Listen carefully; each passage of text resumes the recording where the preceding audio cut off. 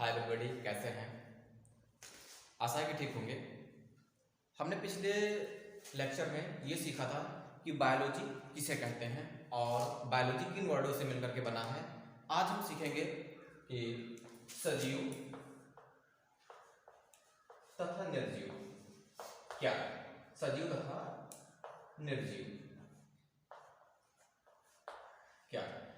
तो देखिए, सबसे पहले सजीव। सजीव जैसा कि वर्ड से ही प्रतीत हो रहा है, सजीव जिसका अर्थ होता है क्या? जीवन। जिसका अर्थ क्या होता है कि जिसमें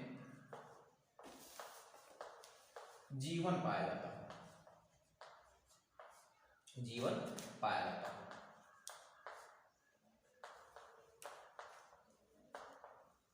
जिसमें जीवन पाया जाता है उसको हम क्या बोलेंगे? सजीव बोलेंगे।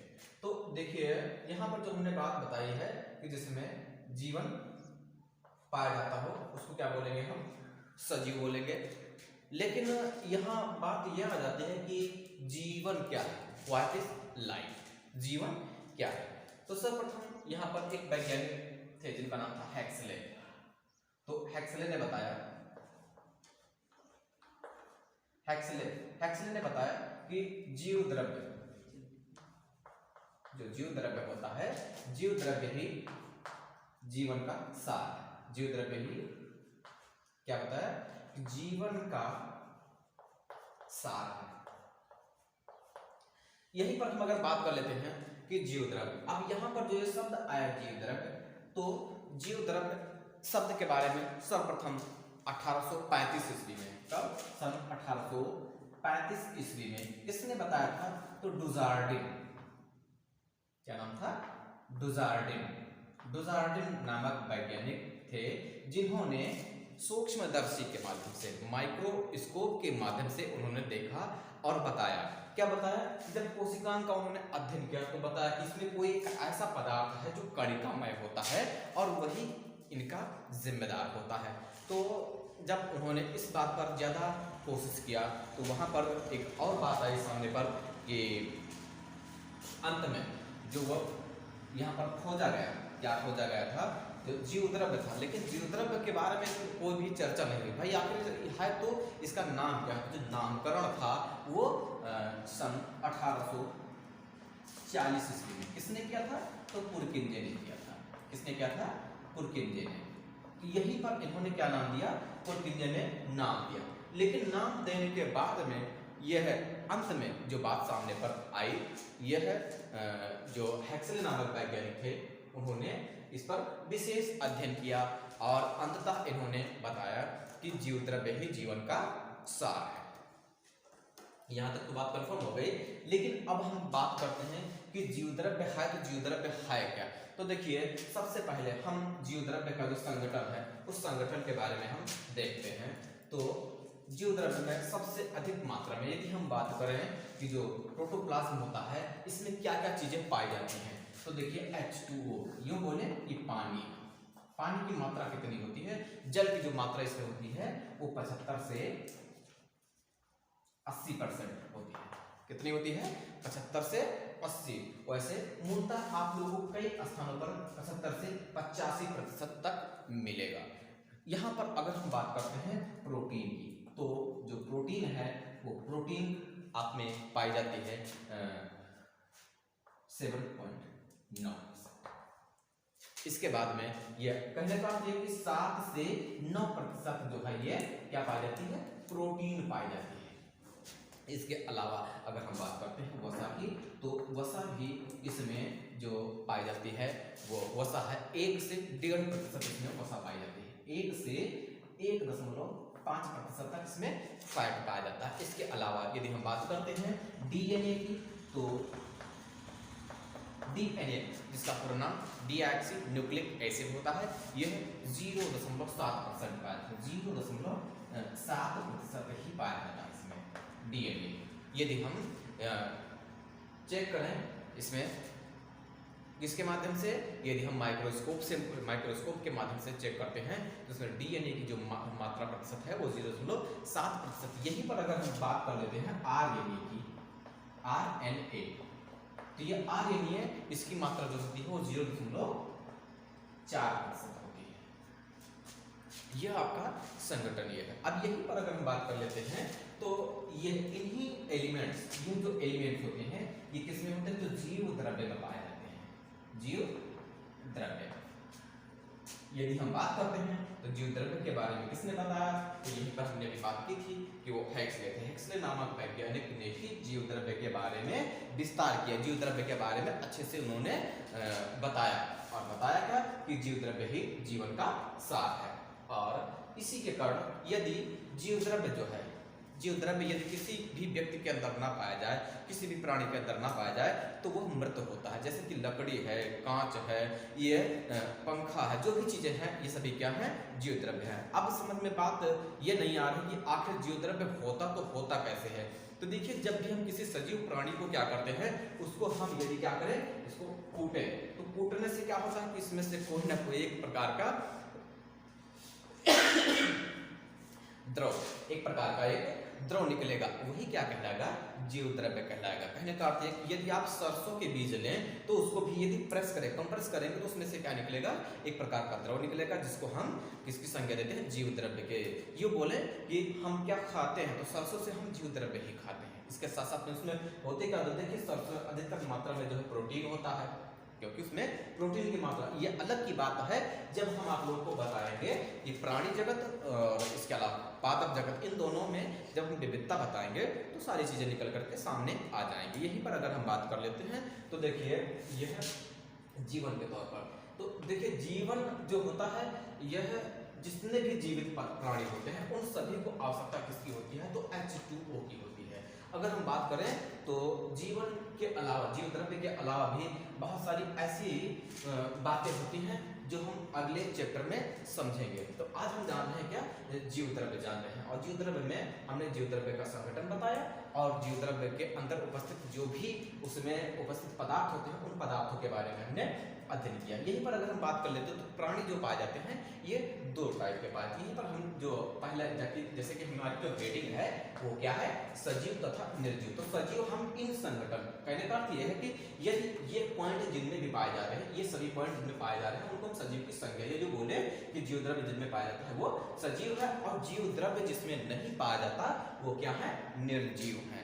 तो लकड़ी है, लकड़ी की कुर्सी है, उसको यदि हम तेजी के साथ क्या करें, प्रेस करें, तो उनमें से क्या निकलेगा, जीव द्रव्य नहीं निकलेगा। यदि सूखी लकड़ी है तो उनमें से जीव द्रव्य नहीं निकलेगा। और जिस दिन जीव द्रव्य जो मर जाता है तो जीव द्रव्य मरा, जैसे उसी समय समझ लीजिए कि उस जो भी सजीव प्राणी था उसका अंत हो गया, वो सजीव निर्जीव में बदल जाता है। यहाँ पर अगर हम बात करते हैं कि जीव द्रव्य का जो कार्य होता है, जो कार्य होता है, तो जीव द्रव्य का कार्य होता है, टूटी फूटी कोशिकाएं जो होती हैं, क्या होती हैं, टूटी फूटी कोशिकाओं की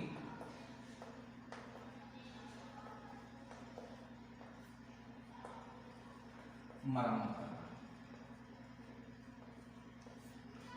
मरम्मत करना, ये किसके कार्य है, ये जीव द्रव्य का कार्य है। कहीं भी यदि हम अगर कट जाते हैं या पेड़ों की छाल को यदि हम अलग कर दें तो वहां पर एक प्रकार का द्रव, एक प्रकार का लिक्विड निकलता है, जिसको हम संज्ञा दे देते हैं क्या, जीव द्रव्य की। वैसे तो आप लोग भी काफी सजग हैं, क्योंकि आप लोग खाते भी हैं जीव द्रव्य। जैसे कि अभी हम बात कर रहे थे सरसों की, दूसरी शब्दों में इस समय आप देख रहे होंगे क्या, हींग। हींग क्या है, एक प्रकार का रेजिन पदार्थ है। इसके अलावा जो भी हम यदि प्राणियों को छोड़ करके अन्य किसी पादप की अगर हम बात करते हैं तो पादप में जैसे ही हम उस पर बात करते हैं तो उसमें एक प्रकार का विशेष प्रकार का तरल पदार्थ निकलता है। जब हम उसकी कोशिकाओं को क्या करते हैं, टच करते हैं, उसको हम टच करके उसको खुरच देते हैं तो वहां से एक प्रकार का द्रव्य निकलता है, जिसको हम जीव द्रव्य कहते हैं। तो अब हम जान लेते हैं कि निर्जीव। अब निर्जीव में क्या है कि सजीव और निर्जीव को हम कैसे बांट सकते हैं। तो देखिए, सजीव और निर्जीव को हम सबसे पहले बांटते कैसे हैं कि सजीव में जो होता है वो पोषण पाया जाता है। सजीव में क्या पाया जाता है, पोषण। तो पोषण के स्तर पर हम बांट सकते हैं, पोषण के स्तर पर हम सजीव को बांट सकते हैं। तो सजीव के पोषण के स्तर पर हम सजीव को मुख्यतः कितने भागों में बांट सकते हैं, तो देखिए दो भाग होते हैं मुख्यतः। क्या होते हैं, सजीव एक होता है और दूसरा क्या होता है, निर्जीव होता है। क्या होता है, निर्जीव। अब यहाँ पर जो सजीव पदार्थ होते हैं या हम बात करें कि प्रतियोगिता के तौर पर, तो यदि प्रतियोगिता के तौर पर हम सजीव को बांट रहे हैं तो जो भी सजीव प्राणी होते हैं वो प्रतियोगिता के अनुसार ही हमारी सृष्टि में उगते हैं, प्रतियोगिता के तौर पर हमारी सृष्टि में उगते हैं। और फिर इसके बाद में समय समय पर, जैसे आपने देखा होगा कहीं टिड्डी का प्रकोप चल रहा है तो कहीं कुछ प्रकोप चल रहा है, इस समय अगर देखा जाए तो ये समय के साथ साथ, जैसे अगर देखा जाए तो गेहूं का सीजन है तो गेहूं ही उगेगा, इसके अलावा यदि धान का सीजन है तो धान ही उगेगा। यदि हम विपरीत मौसम में हम इनको उगाने का प्रयत्न कर रहे हैं तो ऐसा नहीं कि हम उगा नहीं सकते, उगा सकते हैं, प्रचुर मात्रा में उनके लिए हम वायुमंडल की व्यवस्था करेंगे तभी वो उगेगा, अन्यथा वो हमारा प्रयास निरर्थक रहेगा। तो यहाँ पर हम जो देख रहे हैं तो परजीविता के आधार पर अगर हम देखें तो यहाँ उपयोगिता के आधार पर, तो उपयोगिता के आधार पर यदि हम देख रहे हैं तो जो सजीव होते हैं वो भी हमारे लिए सबसे ज़्यादा महत्वपूर्ण होते हैं, और जो निर्जीव होते हैं वो तो होते ही हैं, क्योंकि सजीव के बाद में निर्जीव का ही नंबर आता है। तो यहाँ पर जो आप लोग देख रहे हैं तो प्रतियोगिता के तौर पर हम देखें तो सबसे पहला जो बिंदु आता है वो आपका आता है परजीविता। क्या आता है? आपका सबसे नंबर 1 परजीविता।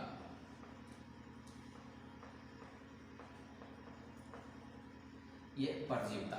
अब ये जो परजीविता होती है, ये परजीविता कितने टाइप का होता है तो आपने देखा होगा कि जो हम जंतुओं को यदि हम साथ में लेकर के चले तो यहाँ पर जो होते हैं ये पूर्ण मूल परजीवी भी पाए जाते हैं। यहाँ पर अगर हम बात करते हैं तो यदि हम उपयोगिता के तौर पर जो बात करते हैं, परजीविता के तौर पर जो प्रतियोगिता होती है उसमें तो कवक, विषाणु और जीवाणु, यदि हम सजीव को बांटते हैं तो 3, एक तो है आपका कवक और दूसरे जो आपके आते हैं वो विषाणु होते हैं, और तीसरा जो बिंदु आता है वो आपका आता है जीवाणु आते हैं, बैक्टीरिया जिसको बोलते हैं। आगे हम चर्चा करेंगे कि ये बैक्टीरिया, विषाणु और कवक आखिर ये किन बिंदुओं पर अलग होते हैं। तो यदि हम उपयोगिता के आधार पर यदि हम पादप श्रेणी में जाते हैं तो वहां पर क्या होता है कि पूर्ण मूल परजीवी होता है। एक आपका होता है पूर्ण मूल परजीवी, पूर्ण मूल परजीवी। दूसरा जो आपका पाया जाता है वो है आंशिक मूल परजीवी, आंशिक मूल परजीवी।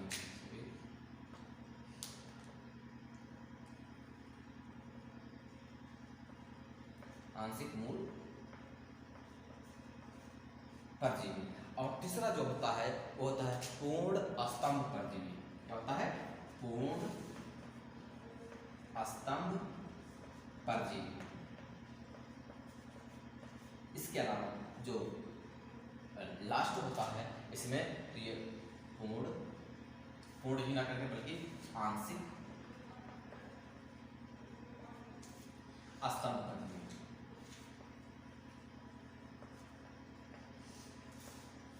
यदि हम इन दोनों इनके सभी के एग्जाम्पल देखना चाहें तो यहाँ पर सबसे पहला जो आपका आता है वो क्या होता है तो ये पूर्ण मूल परजीवी जो होता है, पूर्ण मूल परजीवी जैसे ओरोबैंकी है आपका, आगे हम बताएंगे ये कैसे पादप होते हैं।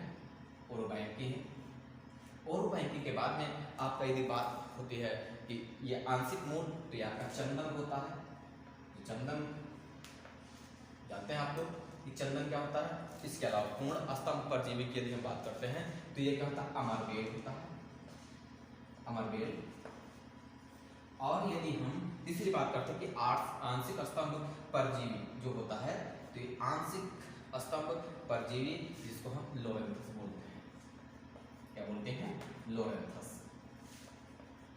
ये होते हैं हमारे परजीवी के आधार पर। इसके अलावा यदि हम बात करते हैं तो यहाँ जो कवक इनको भी बांटेंगे, विषाणु होते हैं इनको भी बांटेंगे और जीवाणु होते हैं इनको भी बांटेंगे। यहाँ पर यदि हम बात कर लेते हैं विषाणु की, जिसको हम वायरस पिछले वीडियो में थोड़ा सा जिक्र किए थे, क्योंकि वायरस जो होते हैं ये सजीव और निर्जीव दोनों के बीच की कड़ी होते हैं। कहने का अर्थ यह है वायरस जिसको हम बोलते हैं विषाणु कहते हैं, ये क्या होते हैं तो सजीव और निर्जीव दोनों के बीच की कड़ी। यदि हम बात कर लेते हैं कि सजीव और निर्जीव दोनों के बीच की कड़ी, तो यहाँ पर जैसे हमने यहाँ भी बात की है कि सजीव और निर्जीव दोनों के बीच की कड़ी ये क्या है, ये वायरस है। ऐसे ही हम अगर बात करते हैं कि पादप और जंतु, इन दोनों के बीच की कड़ी कौन है, तो आपका यूग्लिन आएगा। क्या आएगा? यूग्लिन आएगा, क्योंकि यूग्लिना ये एक ऐसा जीवधारी है जो प्रकाश संश्लेषण की क्रिया भी करता है और इसके साथ साथ में यह सामान्यतः रात्रि में अपना भोजन जो होता है वो जंतुओं को पकड़ करके भी अपना भोजन ग्रहण कर लेता है। तो यहाँ पर ये चीजें आपने सीखी कि विषाणु, निर्जीव और सजीव। यदि हम बात कर लेते हैं जीवाणुओं की, तो जीवाणु भी कई टाइप के होते हैं। जीवाणु को जब हम अगले अध्याय में आपको बताएंगे, जैसे मृतोपजीव, ये यदि हम इनकी इन बिंदुओं पर यदि हम जा रहे हैं तो यहाँ पर मृतोपजीविता के आधार पर हम बांटेंगे, जैसे मेट्रोजोआ है और यूनिफेरा है, और इसके अलावा हम और भी बहुत सारी ऐसी कैटेगरी है जिनको हम इनके अंतर्गत बांटेंगे। इसके साथ साथ में यदि हम सहजीविता के आधार पर बांटते हैं तो सहजीविता के आधार पर हम, जैसे ये आपका कुछ ऐसे भी जीव जंतु होते हैं जो सहजीवी होते हैं, जो साथ साथ रह करके भी भोजन प्राप्त करते हैं, उनको हम सहजीवता। तो नेक्स्ट जो आपका पोषण जो बता रहे हैं ये सहजीव। अब सहजीवी के अंतर्गत क्या क्या है, तो सजीव में क्या होता है, कवक, विषाणु और जीवाणु, इनके अंतर्गत इनको रखते हैं। लेकिन जो ये विषाणु हमने क्यों बीच में लिख दिया है, क्योंकि ये है बीच में, इस कारण से हमने लिख दिया क्योंकि ये ना तो सजीव में ही गिनती है और ना ही निर्जीव में, क्योंकि यह सजीव और निर्जीव दोनों के बीच की कड़ी माना जाता है। खोजा कब गया था ये? टीएमवी द्वारा टोबैको मोज़ेक वायरस के द्वारा इवाल्वोस के इसको खोजा था। खैर अगले वीडियो में हम आपको विषाणु के ऊपर भी हमारा नया वीडियो अगले दिवस में मिल जाएगा, और तब तक जो कवक है उनके बारे में और जीवाणु है उनके बारे में हम छोटी छोटी बातों को जानेंगे।